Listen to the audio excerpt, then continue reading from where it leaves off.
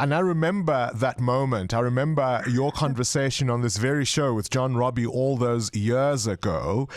Promises were made, a special intervention team was put together. But here we are, 9 years later? How much has changed in Eldorado Park, dear Aline? Yesterday I sat there and after we went out visiting quite a few homes, I actually said to the team in the debriefing session, I actually feel so hopeless year in and year out. It's exactly the same thing. I mean, why do we even do this? And one of my team members, I think it was Cheryl Pillay, said, you know what, we just have to keep in the back of our minds, even if we just rescue one child, that is okay.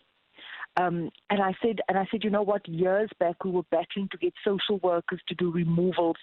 And 9 years later, we're calling all departments, asking them to come to Eldorado Park to do a removal where we find kids that are in desperate, dire need of urgent care and protection. And we get told that there are only 6 social workers servicing the entire South.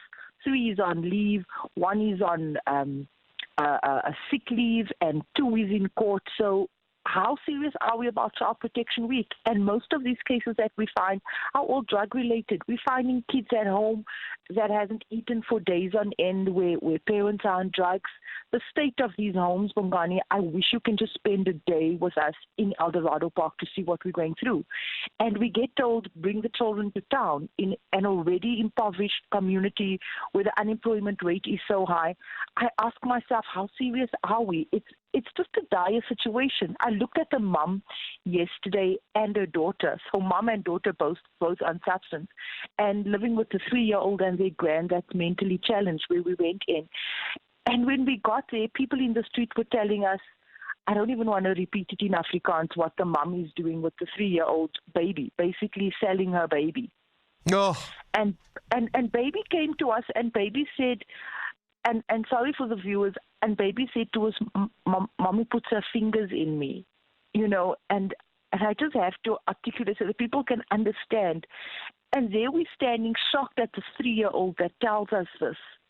And we try to get child welfare there to remove this child because he's clearly at risk. The other child at the home not going to school. So it's not even about addressing the drugs. It's just about helping kids and removing kids from the clutches of their parents who's on substance. I mean, one of the new things, and you can correct me if I'm wrong, but one of the things you're dealing with now is the so-called lolly lounges, right?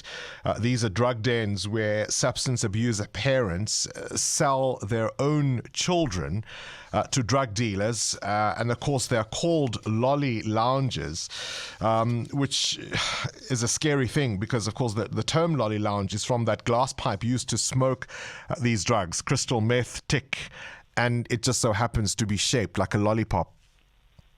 Yeah, yes.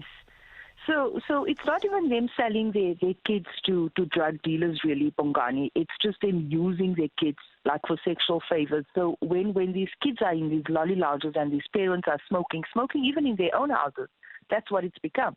The kids are at risk because you have other smokers coming there, hallucinating and touching on these kids and sexually violating these children. So these children go without school, they go without food, they're exposed to this at an early age, and then you get reports where you find that children at the age of 6, they're smoking drugs, using drugs, and you wonder how this can be. And then when you go into these homes, you realize that they've been exposed to it from an early age, such as 2-3. Current events, developing stories, tough questions, your voice making a difference. This is Breakfast with Bongani Bingwa.